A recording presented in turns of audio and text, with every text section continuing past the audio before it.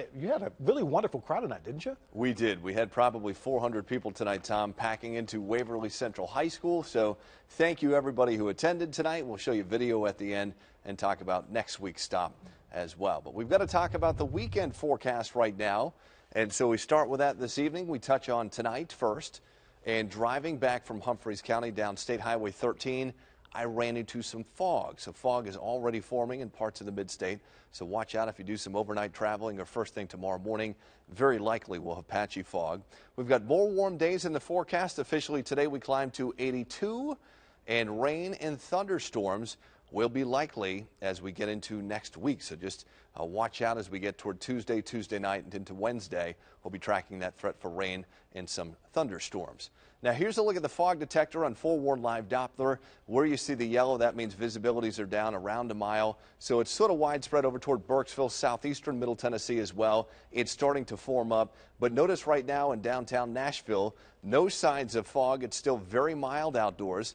And we check on the temperature at the Nashville airport at the top of the hour. It's partly cloudy, 65 degrees, dew point 55, relative humidity 70%, steady pressure 30.07, and a northeast wind at 3.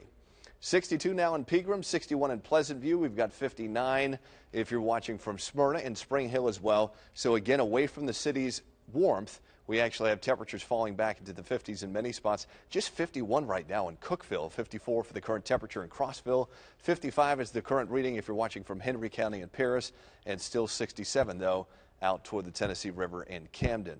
The allergy, the latest tonight, the allergy report, yesterday it was 3.4, tonight it's up a touch to 3.5. So still, we've got some ragweed holding on. Some of the grasses are coming back during the fall. That's typical. And as we get a frost here, a couple of frosts down the road, we'll actually see those really start to drop. And certainly some rain would make a difference. But no rain to speak of tonight. Forewarn Live Doppler radar is rain-free. The other radars across the Mid-South, we call that the Forewarn Advantage, also storm-free. We track a total of 7 radars. And all we're finding right now is just cloud cover. But there's been some big storms back through Kansas and Nebraska. Notice the very heavy thunderstorms, North Platte. Actually, we had a wind gust tonight in parts of Kansas to 84 miles an hour. Those are lifting toward the northeast. So Minnesota, parts of the Dakotas will get that tomorrow. Meanwhile, we've got some rain in the northeast and Pennsylvania, parts of New England, but nothing in between. So more nice weather's in the forecast. So spotty fog first thing in the morning, partly cloudy, 52. Midday temperature 76, light northeast wind 5 to 10. And we should get to 81 or 82 tomorrow, so partly cloudy and many degrees above the average. This should say 7 o'clock tomorrow night. It's a preview of a football game, Hillwood at Antioch. And notice the temperature for that 71, so very mild tomorrow night. Oh, you can take a light jacket. Some of you will need that, others of you will not. The sun goes down at 6:16 and no concerns with rain. And the very latest on Columbus Day, which is October 14th. And that means this coming Monday, the forecast looks excellent. We'll still be in the lower 80s. So essentially, we've got lower 80s tomorrow. No different for Saturday and Sunday, up to 83, 81 on Monday. And then showers and storms move in once again Tuesday, Wednesday, and moving out on Thursday with some cooler air. High on Thursday in the 60s. Here's the latest on surviving the storm tonight. This is a look at the show. And again, it was Waverly. Now, Waverly is no stranger to tornadoes.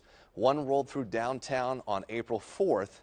Of 2011. Then Hurricane Mills had a tornado of January of this year.